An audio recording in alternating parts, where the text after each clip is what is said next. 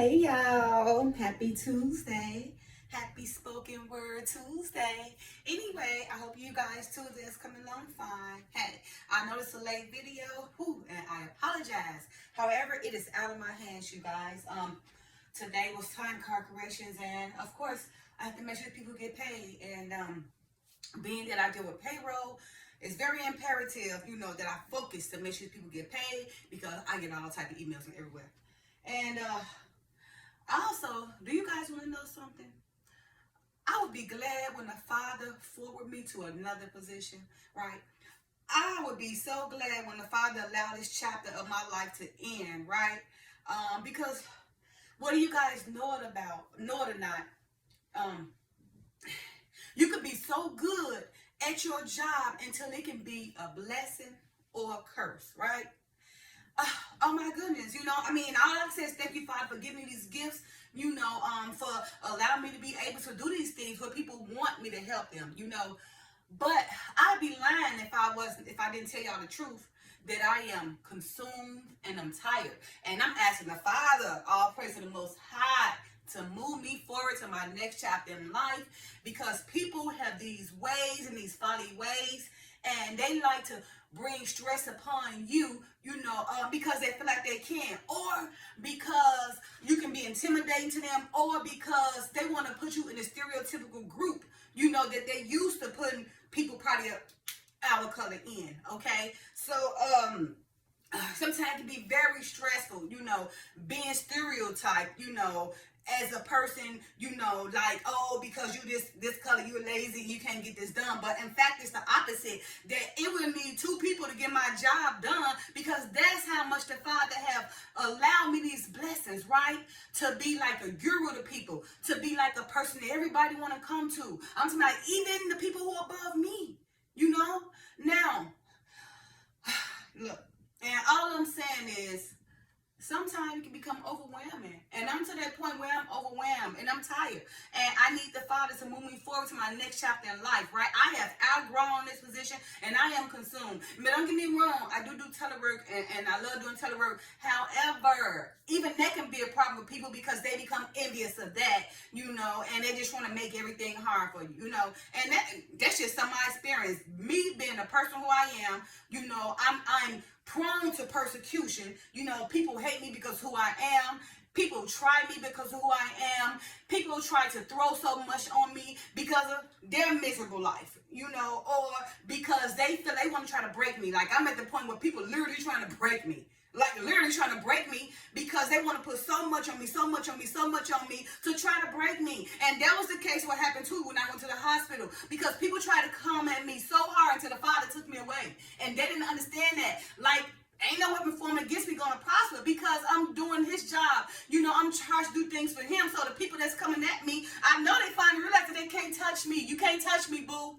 Okay, let it go. Because the Father is who charged me and guide me and lead me to get these things done, right? And I'm just so tired of people sitting in their houses or sitting in their minds and plotting things on the next person, all because they're not happy, all because of a race, or all because they're jealous that this person is so loved and this person can get things done and this person is known to everybody because so many come to them as if this person is like a queen. But it's just a blessing.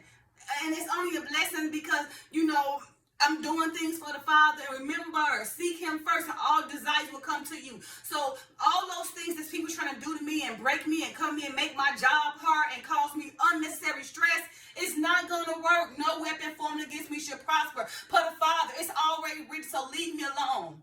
Okay. I'm just tired, you guys. I'm ready to move forward. I think I just need another position. Because, like I say, sometimes you be so good at your job, it can be a blessing and a curse. And at this point, I'm starting looking forward towards a curse because people is making it a curse only because of what I do, what I can do, and who I am, and the fact that it would take two people to do my job the way I do it. Okay, I'm done with that. Anyway, I told you guys I was going to read Proverbs beginning with verses 16 and ending with verse 29. Last week I read Proverbs chapter 22, verses 1 through 15, KJV version. I told you guys I would finish this week. So I'm here to finish the rest of the chapter of Proverbs 22, verses 16 through 29. Okay. Whew, my Lord, I have to get that rant off, man. I'm so tired of this crap. I don't know what to do. I'm just ready to move forward. But my next chapter, whatever the Father got planned for me, because he got something planned for me, this can't be it. It can't be. I'm tired of this. Man. All right. Let me just get this on, okay? Oh, look at something, you say, be content too and don't complain. I'm not a complainer, you guys, and I am content. But you trust and believe me, the Spirit tells you when you know something ain't right, and you know when a person trying to break you, all because they know who you are. All right. Okay, so starting with verse 16.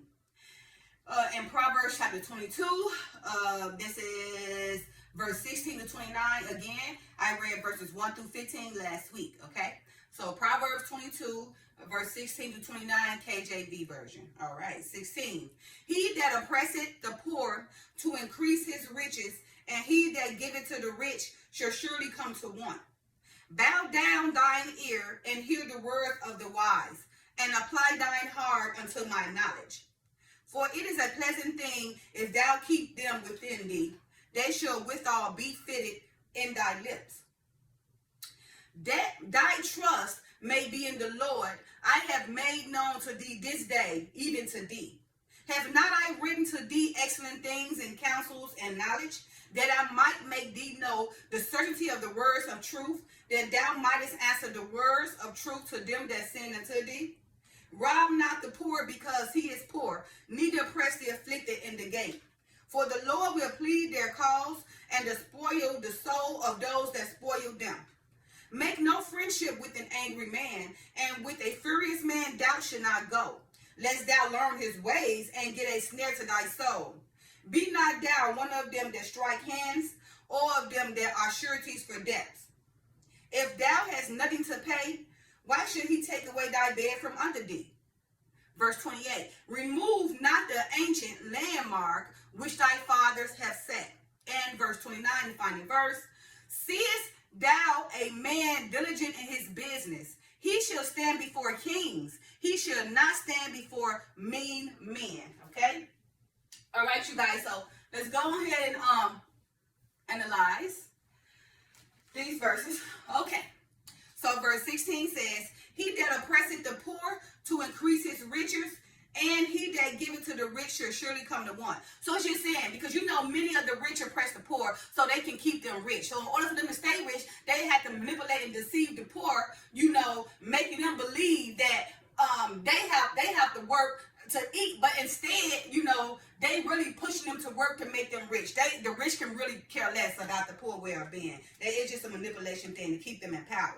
Okay, and it says, and he that giveth to the rich shall surely come to want. So those people that oppress the poor, look down on the poor, and give all their money to the rich, those be the main ones that need, in the future. They really need and want, because they've been so deceived, manipulative, and because this rich has so much power and so much flavor with his words, he convinced and manipulated them to give him his money, So those who giving all the money to the rich, it's going to be poor, right? Because they helping the rich maintain their richness while they keeping themselves down and poor, because the rich are manipulating them to make them believe that they need to feed them their money and not themselves, to take care of themselves, okay?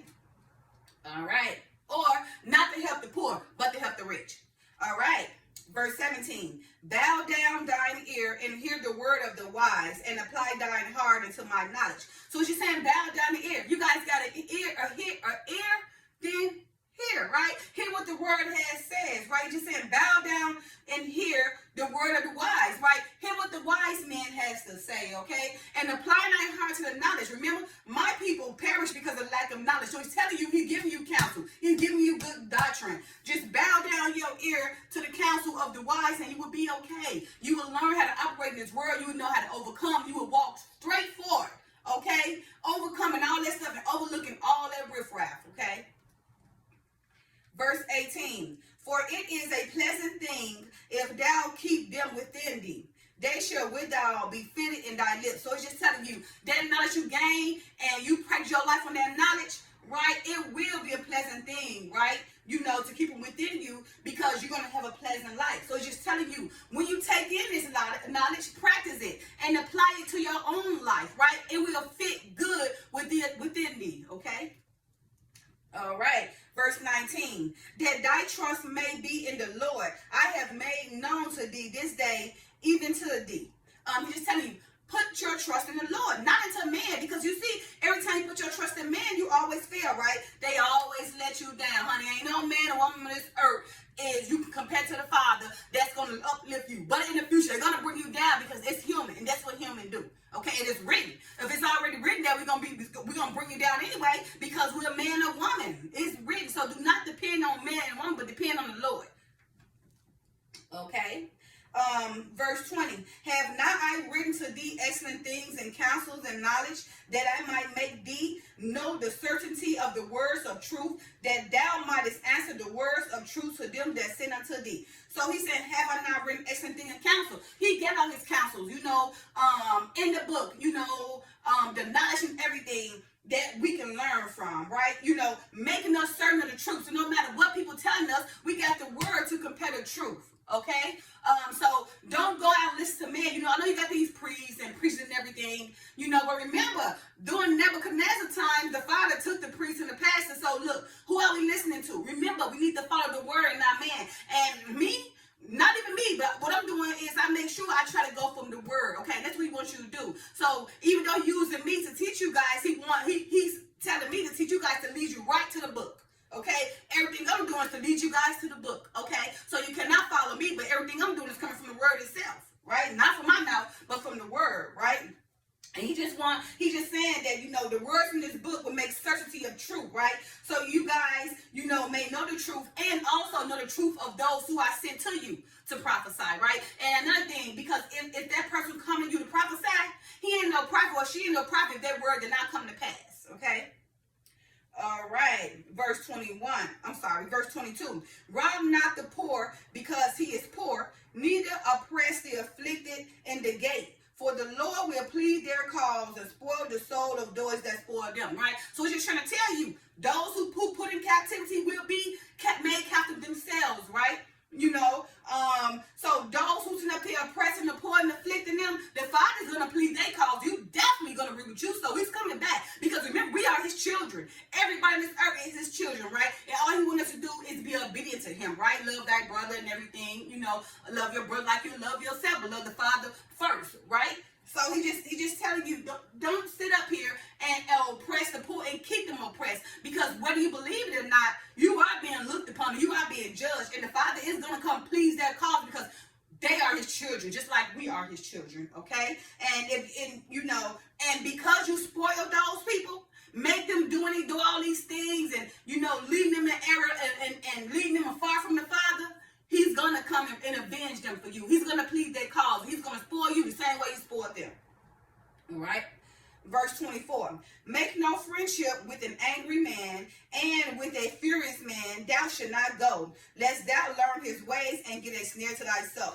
They're saying, make no friendship with an angry man, right? You see somebody angry, just stay far away from them, okay? Now, but you know what? We don't need practice at this case because we always around angry people. We become angry too. We get crazy ourselves, you know. And the Father said, be angry and sin not, right? But we get angry and get extreme and go crazy, okay? So we need to learn how, you know, work on that. And if we see an angry man, if a person so angry around, separate yourself from them, you know.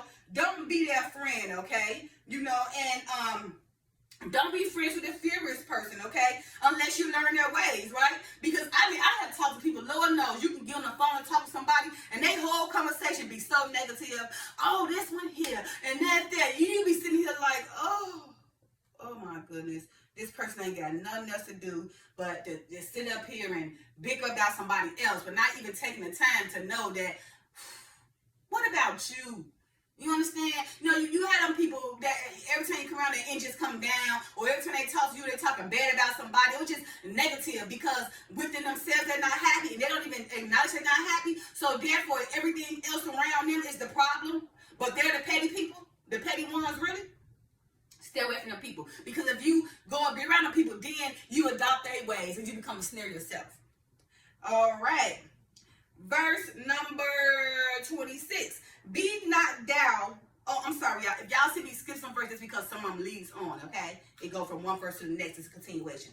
All right, verse 26. Be not thou one of them that strike hands, or of them that are sureties for debt. So he said, don't, you know, you got so many loan shoppers, right? You got those people who go loan shop so they continue to make money, right? Who gonna prey on people, you know, who can't do right by their money. So they make sure they become a surety for a debt. All right, so a surety for a debt, that would be a loan sharker or a payday loan, or just somebody who loan you something for a debt that's preying on you, right? That know, you know, they're gonna make it way, strategically make it way they know you're gonna have to come for them some money, or they're gonna introduce you to some things that's gonna make you get addicted, that's gonna keep you coming in for money. Okay, so we got to be strong, okay, and not be a stranger to somebody, you know, who's always loaning money, because that's how they make their money. That's how they keep their money. Remember, by oppressing the poor, manipulating the poor, keeping them down so they can keep them in their rich status.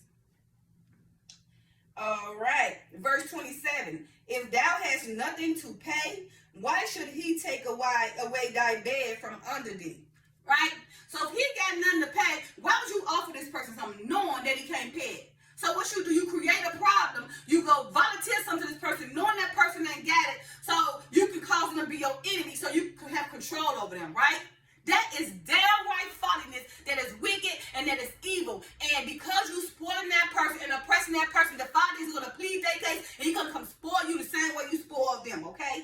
Why would you sit up there and create a problem for somebody who don't got nothing or no means, barely, you know, walking downstream, but because you got the power and all the wickedness and all the folly within you, because you got the money and the power to do, you just go around preying on people, getting people to fall under your control to be your slaves. But that's okay, because it's already written. The same thing you doing with all your folly, the Father's going to plead their case, and he's going to spoil you just like you spoiling his child. And it's going to be probably 7 times worse. Okay?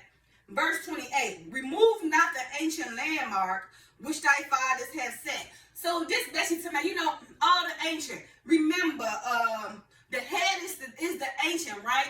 All the things that our fathers laid before us, like Abraham, Isaac, and Jacob, all the altars and stuff, and all the high places that they set there for the temple. But look what happened. We already had, the Romans come and destroy the temple, you know, the landmark, okay? So a lot of it's been destroyed. You know, we got to wait to Shiloh before the Father to rebuild everything, you know, to rebuild the temple. But a lot of the ancient landmarks, it's being overthrown, right?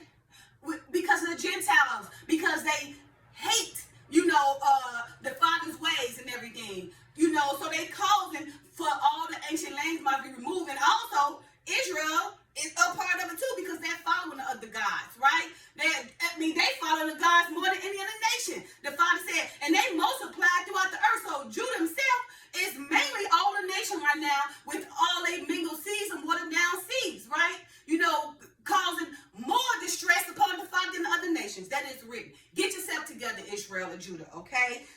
Don't remove the ancient landmarks which the fathers have set. Be obedient to them. Learn them. Follow them, okay? So you can be okay, just like Abraham, Isaac, and Jacob. All right, verse 29, the last verse. Seest thou a man diligent in his business? He should stand before kings. He should not stand before mean men. So, and you see a diligent man in his business, trust and believe me.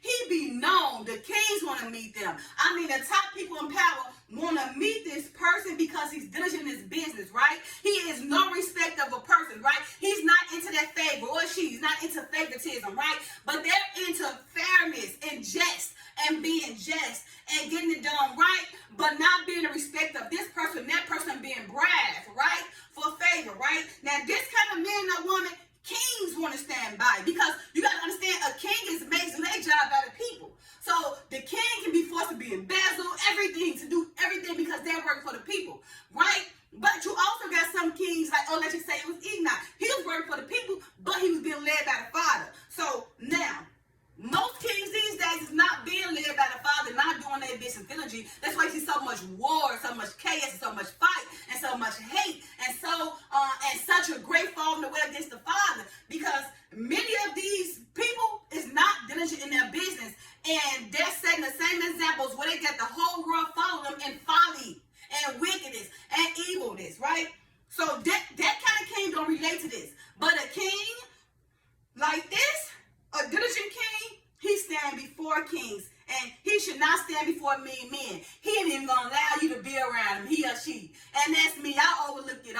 ain't even gonna be around me. I'm just gonna distance myself, right? Because in my ways, I like to do things diligent. You know what happened?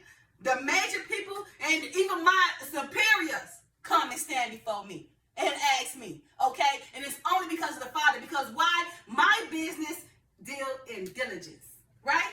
And we all need to practice our business in diligence so kings will want to stand by us. All right, you guys. So I just wrote Proverbs, verses 16 to 29, chapter 22, KJV version. I hope you guys, I gave some understanding to you guys and everything. Oh, it's still on. It's kind of hot with this scarf right now because I got all this, going on in my head right now. But anyway, you guys, I was hoping I was able to get some type of spoken word across to you guys and some type of understanding, because that's my job, right? To help you guys understand and not just throw it in your face, but to help you guys understand so I can lead you guys to want to go to read the Bible yourself, because everything I'm reading is coming from the Bible. So the same way I can learn, you can learn, right? But you just got to seek the Father in spirit and truth diligently. Remember, because a diligent person, kings want to stand beside them. All right, you guys. Don't forget to like, subscribe, and share, and comment. Happy Spoken Word Tuesday. I'm going to turn my chain. And I love y'all.